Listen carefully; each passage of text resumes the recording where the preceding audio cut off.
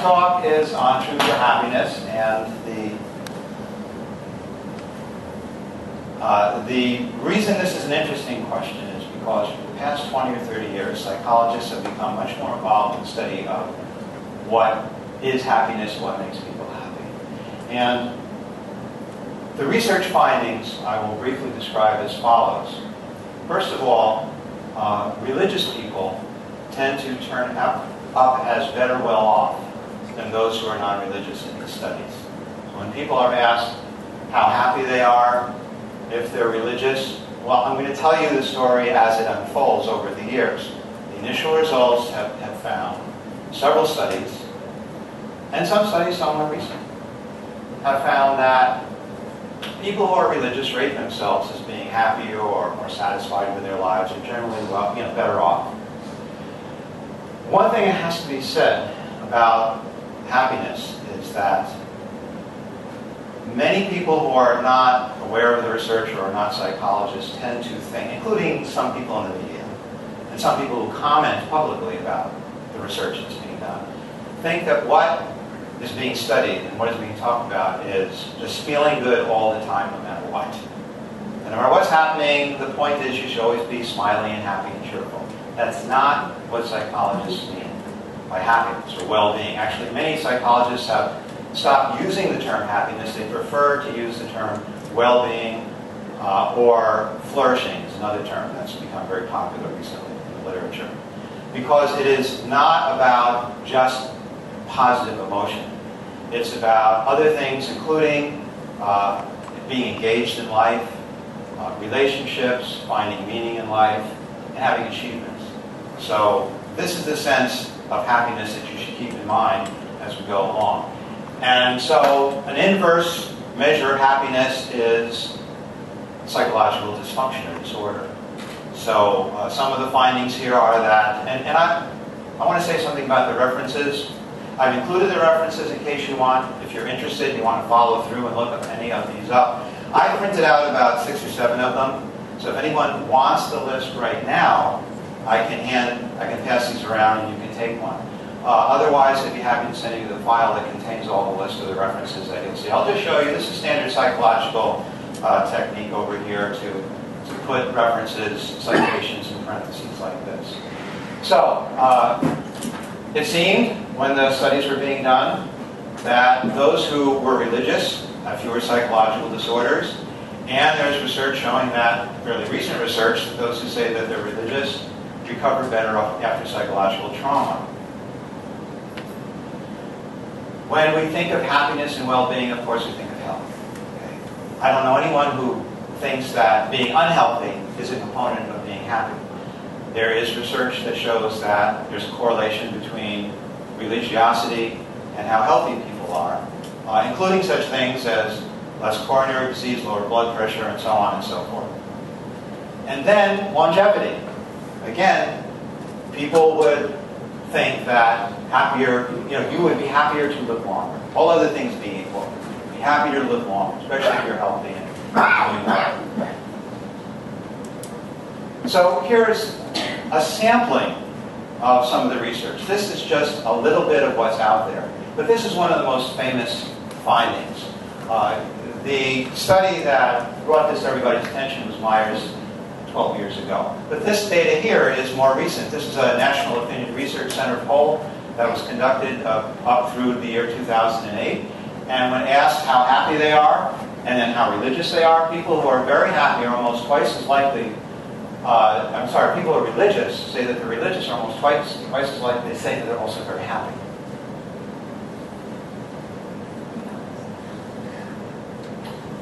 Coping with stress is also considered an indicator of well-being. There's research by my colleague at Rutgers, Rich Contrada. After heart surgery, people with stronger religious beliefs tend to recover more quickly. There's research on how people are dealing with a financial crash of the last few years, and there have been results that have found that people who are more religious are dealing with it better. And then we also know from research that societies and groups in which there's more trust tend to be happier societies. And so you would think that moral behavior is associated with trust. And so there are a number of studies here showing that there's a correlation between religious involvement and lower crime rates, increased civic participation, and higher levels of cooperation in groups. So these are the basic findings that we're going to talk about. What you hear as a result of this research over the past 20 or 30 years is something like this. This is from WebMD, which I would think most people would consider is a pretty reliable and objective and scientific source of medical information. Go to church and live longer. That's what they're advising people to do. Now, I teach psychology, and I've seen a large number of psychology books. One of the most popular introductory psychology books out there in American universities says, researchers have found that happy people tend to have a meaningful religious faith. So this is the message of introductory psychology students. And there are many, many introductory psychology students out there. This is what they're reading in their introductory textbook. Here's the textbook I use. I didn't pick it for this reason. It just happens to be there. And it's the text most used on the Rutgers campus. This is what the author says. Religious people tend to be happier than non-religious people. That's a flat-out statement. And then here's a book on happiness by one of the researchers in the field, Sonia Lyubomirsky of UCLA. And she says in 2008, scientists can no longer ignore the powerful influences of spirituality on health and well-being. So the general notion out there in the public that pays attention to this research, and in the psychological community as well, seems to be that religious people are happier. We'll get back to that. But first, I have to say a couple of words about truth. The topic is truth or happiness, must humanists choose. I will use a definition of truth, or the notion of truth, that I don't think anybody here will want to argue about, but I'm not sure. So, if you'd like, raise your hand. We can talk about it. I want to discuss it afterwards. But for the purposes of this presentation, this discussion, we will say that truth requires evidence. For something to be said to be true, there has to be some form of evidence for it. And that the statement, the proposition being advanced cannot violate the principles of logic. I think we can all agree on that, I would suspect. We are not going to be concerned with what philosophers often debate about, which is a deeper sense of truth. The position known as skepticism basically argues we can never know anything. And the most contemporary way to present this is, how do we know we're not in the Matrix right now? Some everybody either has seen the movie or has heard enough about it. The question was originally posed by René Descartes as, how do you know that your mind isn't being manipulated by an evil demon somewhere, and that everything that you experience, you just think you experience, and something else is going on completely?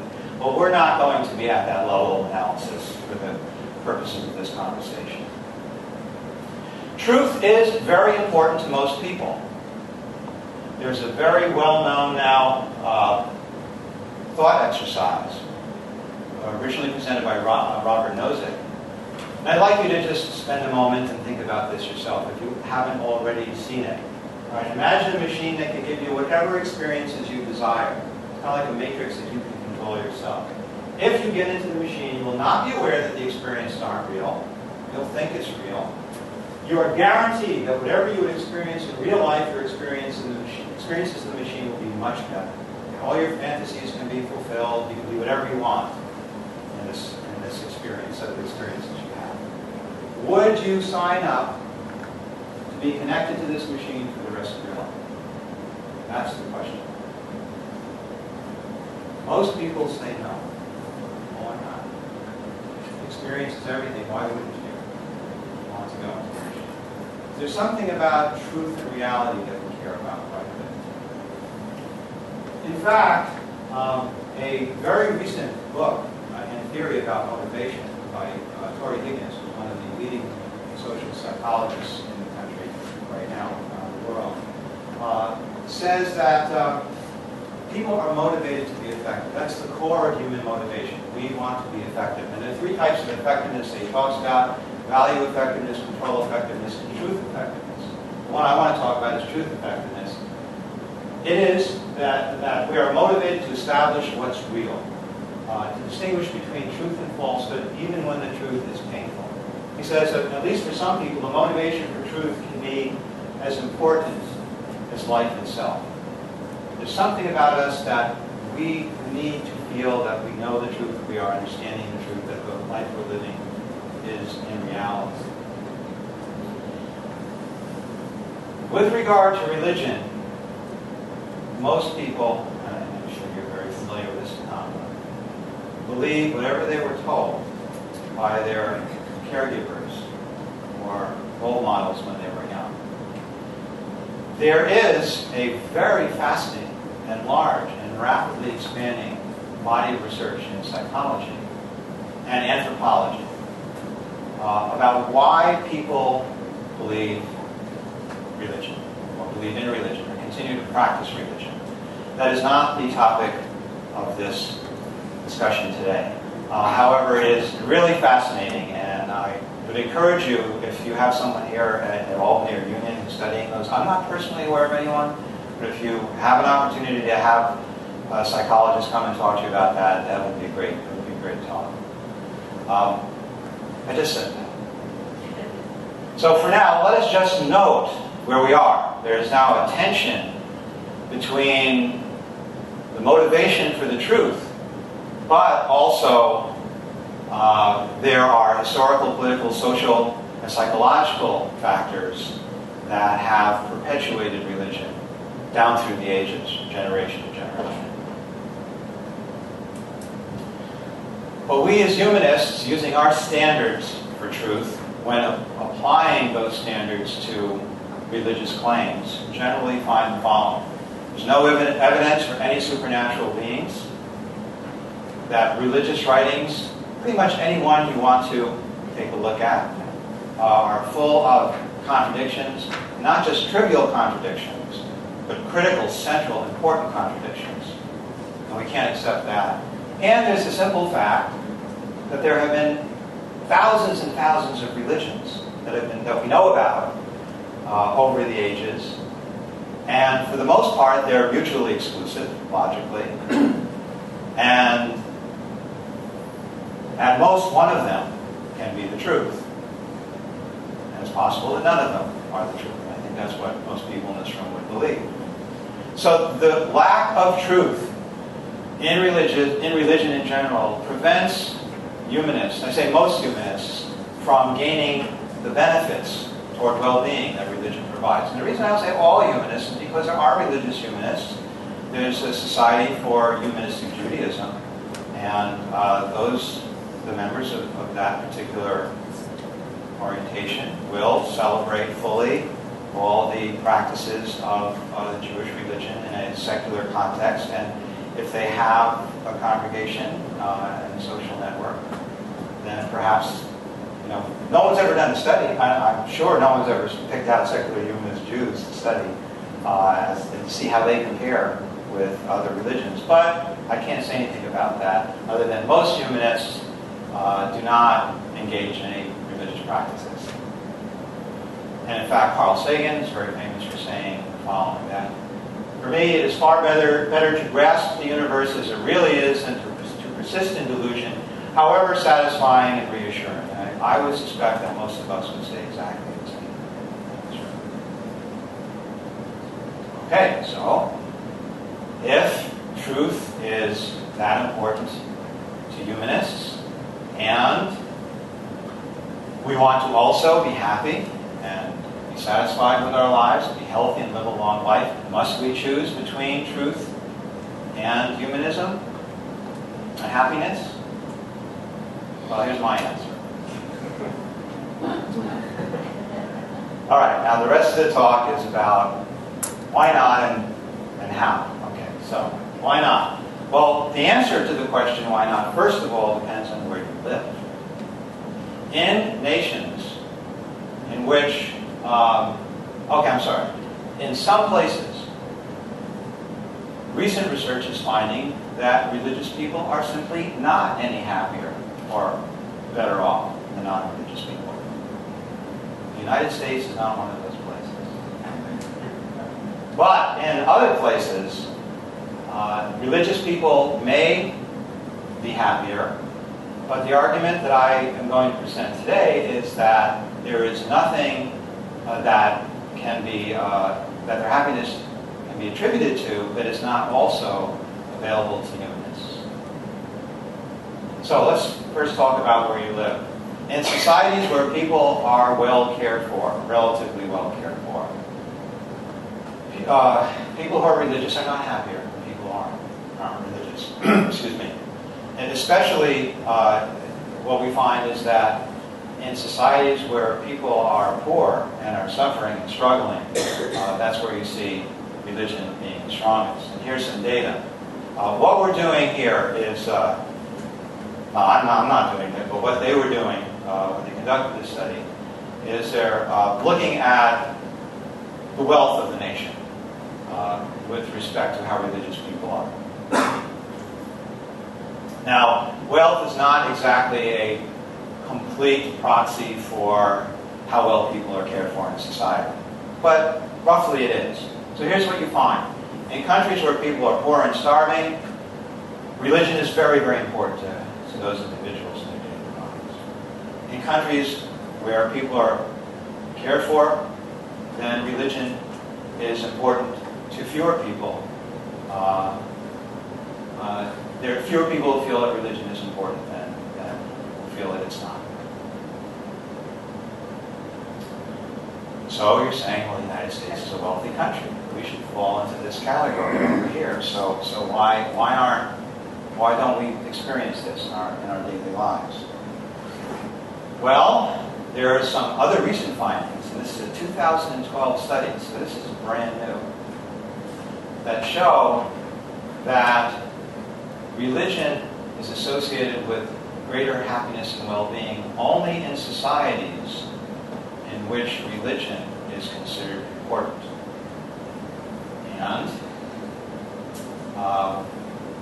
the general explanation provided by the researchers was that that's because in societies in which religion is considered important, those people who are religious are essentially conforming to societal expectations. They're in harmony with what people expect of them and what's going on around them.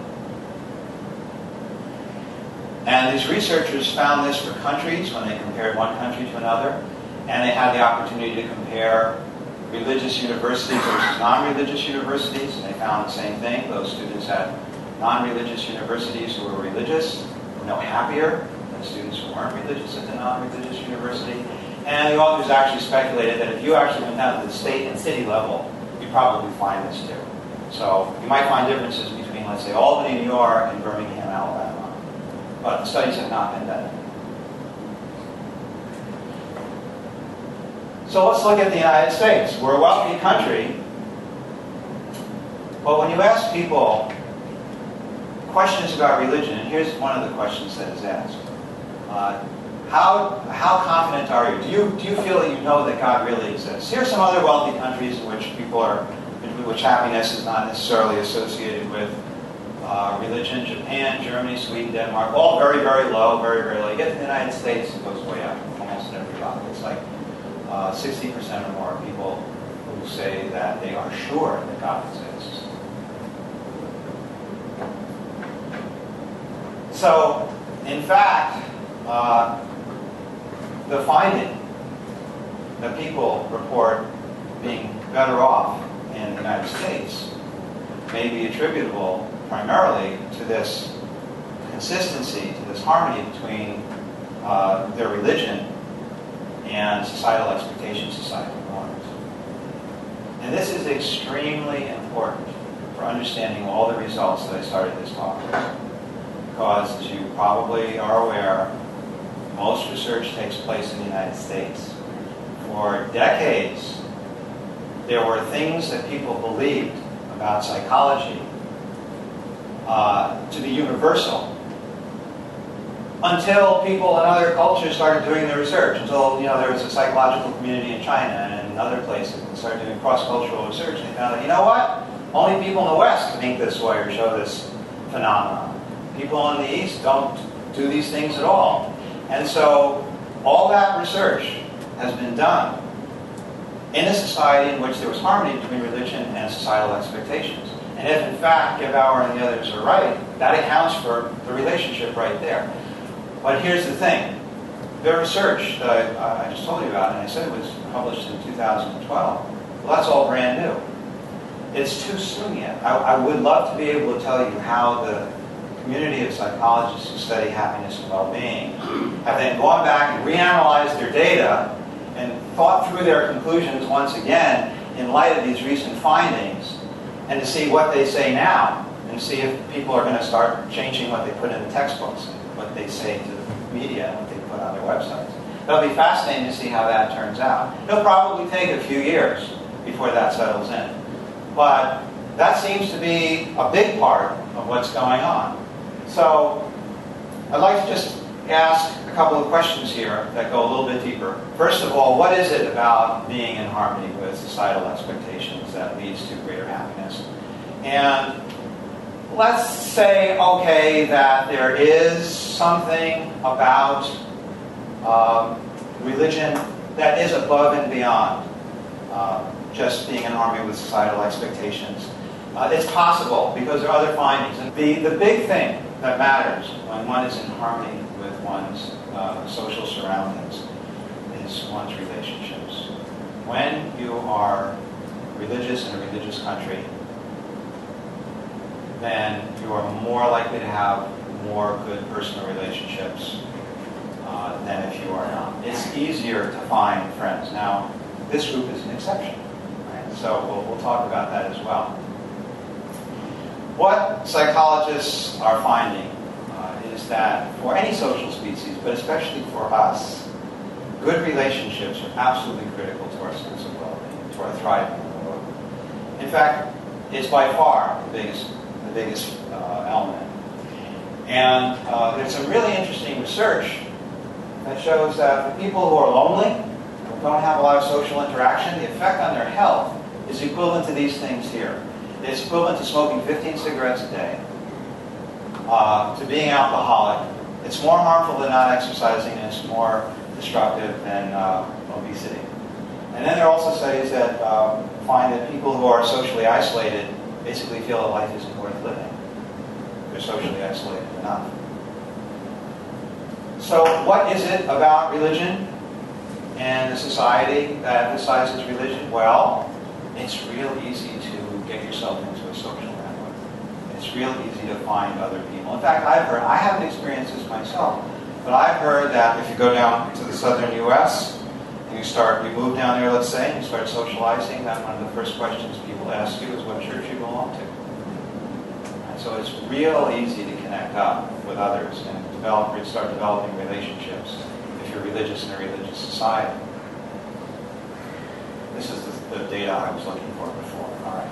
So there is now research from 2010 that looked at people who are religious and tried to assess what it was that gave them the benefits, gave them the greater life satisfaction and well-being from their religion. And what they concluded was it was the other people and their churches and synagogues and temples and mosques, that their social relationships. They went to church not to hear the sermon, not to pray. They went to church to be with their friends, to spend time with other people.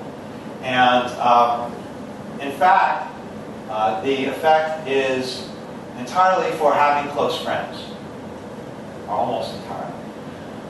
If a person was religious, but privately religious, they reported they were very religious, but they didn't have a lot of friends at church. They prayed a lot, perhaps.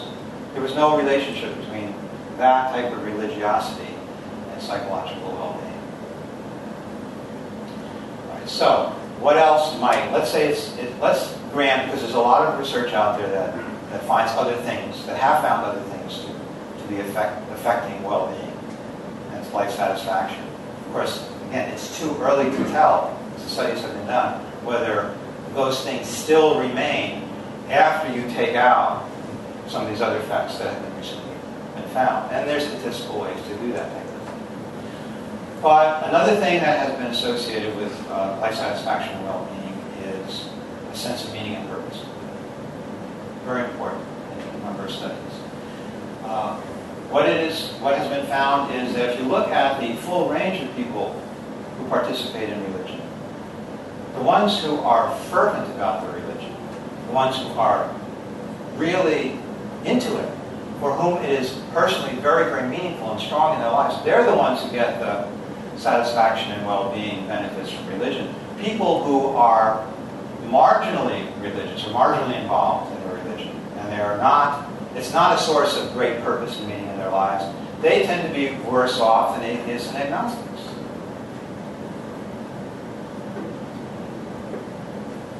So we have also studies in psychology that, all other things being equal, that those people who have greater meaning and purpose in their lives report being happier and report higher life satisfaction. And here are just a couple of studies. Lots of studies out there. These are just a couple of them. This is one that's very interesting because it specifically looked at the McKnight and Cash specifically looked at people who are religious and people who aren't religious. Didn't make a difference. What made a difference is whether people had meaning and purpose in their lives. And there are even results that show that having purpose and meaning in your life reduces your risk of Alzheimer's disease. And there are speculations that the way that works is that purpose and meaning in life affect you emotionally in such a way that it has an effect on your immune system. And then here's another finding from the literature. For the most part, except in very few studies that I've seen, it doesn't matter what religion you're talking about. Any religion is just as good as any other religion as far as these benefits are concerned. So how does that, I mean, that essentially provides no validation whatsoever for anything that's the content of any of these religions. It seems to be suggesting very strongly that it is the social relationships that people end up with when they get involved in a religious community. Okay, what else? Well, as you probably know, there are rules against doing certain things that we know now, at least, are harmful to oneself. Like certain religions say you can't drink alcohol, and certain religions say you can't eat certain kinds of animals, and diseases have been associated with those animals over the years, and so forth. So, if a person is religious, seriously religious, then it's not only their belief in God or their values or meaning, purpose, and social network. It might also be that they're turning out to be healthier and happier and living longer because they're following these rules. And there's nothing about being a humanist or an atheist that prevents you from following the same rules. As a matter of fact, we can do better than that. Because if you follow the best scientific and medical research, you end up with a slightly different set of rules. It's not don't drink any alcohol. It's like some alcohol is actually, in some cases, better for you than no alcohol at all. So, and then no meat is better for you than any meat, whatever the characteristics of the animal are. Well, let's get back to this question about morality. What about morality? At this point, we have some data that addresses the question of atheists and humanists and morality. And this is great work that's been done by this researcher named Paul. It's not Ron Paul, it's somebody else. Gregory Paul. It's Gregory Paul. And Phil Zuckerman. And they collected data from around the world. And it does turn out that in those societies where religion is less prominent, which also tend to be the societies, as we've seen, where people are better cared for, there are lower crime rates, lower poverty rates, lower rates of teenage pregnancy, less STDs, drug use is lower, and obesity is lower. So you would think that all these things here are associated with moral behavior. Well, here you have all this moral behavior being exhibited in societies that are not religious at all. And now we have some experimental results. When you ask, what they do is typically at the beginning of the semester, this is how it works. At the beginning of the semester, students in introductory psychology have to take a big, long survey. And it assesses a lot of things, attitudes and beliefs and so on and so forth, the types of behaviors that they engage in. And then, as the semester goes along, they're required to participate as subjects in experimental research. and their behavior or the responses in the research are correlated with what they said in the surveys at the beginning of the semester. The idea is that all the survey questions are asked at the same time, so that students don't recognize the connection between the questions they were asked before and the research they're participating in now. All right, so that's how it's done. And so when you do that type of thing, you find no differences. When subjects are given the opportunity to behave morally or immorally, cheat or take money from someone or whatever, there's no differences that are found. In addition to that, there is a lot of research now in evolutionary psychology, anthropology, and other fields that are finding that moral behavior, or the foundation for moral behavior, is part of our human inheritance. It's genetic. Not necessarily directly. We don't have genes that program us to behave in specific moral ways, but we have genes that make us want to care for other people, that make us want to be liked by other people, that make us want to relate to other people, that give us the ability to reason and respond in a way that is both rational and moral in many situations. And a big part of this, one of the more interesting things that's coming out more recently is that human beings seem to universally, in any society you examine, have a very strong sense of fairness. People don't like it when things aren't fair. People will punish others even if it costs them to do so when they feel that other people aren't being fair. So, can we have happiness and truth? The answer is yes. I want to say, as I kind of hinted at earlier, that there's still a lot of work to be done. 20, 30 years is really not a long time in science. There's a tremendous amount of research that needs to be done here. But for now, it seems like a picture is emerging that you do not need religion in order to be happy, in order to be healthy, in order to live a long life. However, in nations where religion is heavily emphasized in the society, it's harder. It's harder to be happier, healthier, and have greater longevity. So, what does that mean for humanists? Well, the main thing is have good relationships. And we have a science of relationships that has been emerging also over the last 40, 50 years. I strongly recommend, if you're interested in learning about that research and putting some of those things into practice, your personal relationships, your intimate relationships, work relationships, community relationships, the Gottman Institute is a great place to start. It means that close relationships with people who share your deepest values are special. That helps. Those are particularly helpful. So what that would, the place you would find those types of relationships, that type of community, is right here. So do what you can to have good relationships. Take care of each other, basically. Be as good as you can to each other. Learn as much as you can about how to improve your relationships. Here's a quote from Sonia Lyubomirsky, the one I mentioned earlier, who said that science seems to show that religion spirituality and religion have a great importance. But here's what she also says in a publication, in an opinion piece she wrote for Psychology Today. I must assume that the regular ritual, whether it's every Sunday morning or Friday night or some such, must provide people with the following things. I know it's small, I'll read these to you. Social and emotional support from other members, affirmation of their identities, values, and lifestyles, reinforcement of their meaning in life. We are more than just a momentary blip in the universe. Comfort in the face of hard times, distraction from stresses and hassles, compassion for those less fortunate, inspiration, awe, and hope, a sense of control and strength to cope with challenges, and likely much more. So she says, sounds great, doesn't it? So that made me think, can't those individuals who don't believe in God or who don't want to be affiliated with any form of religious institution do something like this once a week? Can't they get together with like-minded folks and perhaps listen to a talk, as opposed to a sermon, about well-being or human strengths or an inspiring story? Surely the good stuff on the list above could be obtained through secular means. And I think that probably one of the best places in our country right now is in a group like this one. You have a pretty good group. And one of the people who originated this Humanist holiday is now 10 years old. And we had our 10 years, it started in 2001, so December 2011 was the 10th anniversary of that, obviously the first celebration of the holiday.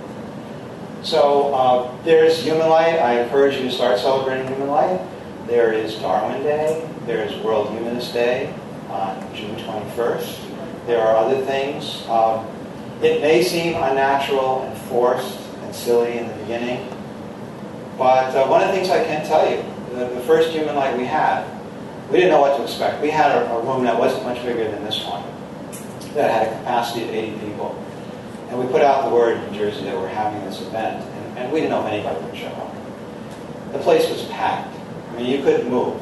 And afterwards, people said that it was so emotionally satisfying for them to get together with other people who feel the same way, and to be in public and to be celebrated. Not having an intellectual discussion, not listening to some psychologist give a lecture, but to have a celebration of what they believe, what is most important, and to have their children there, to be able to participate and to see all that happen.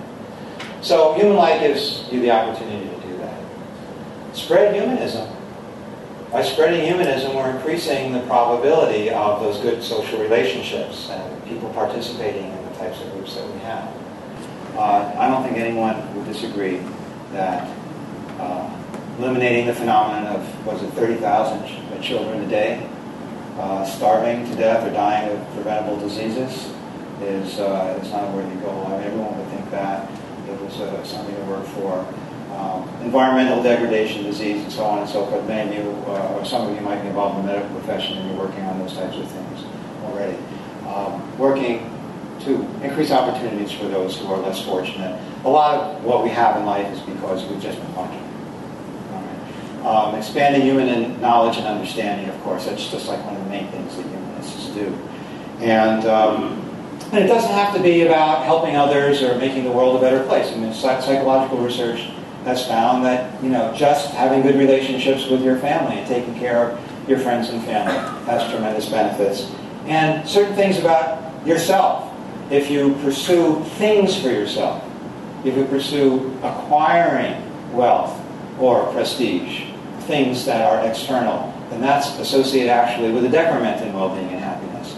But if you focus on developing yourself, being better at something, being a better person, being a more compassionate person, being a better parent, or whatever it is, those types of endeavors are definitely associated with greater well-being.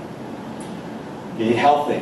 All right, now, this is something that a lot of people might not be aware of. Sleep is turning out to be a lot more important than anybody thinks. All kinds of data now are being accumulated of the problems that result from not getting sufficient sleep. For most people, that's somewhere around 7 hours. As you get older, it's a little bit less. For some people, it's more. It's an individual thing. There are some people that seem to be able to get by with very little sleep. They're very rare. The number of people who think they can do that is huge compared to the number of people that actually can do that. Of course, good nutrition and exercise. What good nutrition is, it's kind of a floppy thing. One day they tell you take this vitamin, the next 2 years later you find out, well, that vitamin's not so good for you, and then aspirin is bad for you, and aspirin is good for you, and wine is good for you, and then wine is bad. So you kind of have to keep on top of everything, but nonetheless, it's, even though we can't give precise guidelines, people know, but stay away from the junk food and so on, and eat fruits and vegetables and the whole grains. Secular mindfulness meditation. There it is. So everything she said, that goes with this bullet item right here. It's very important.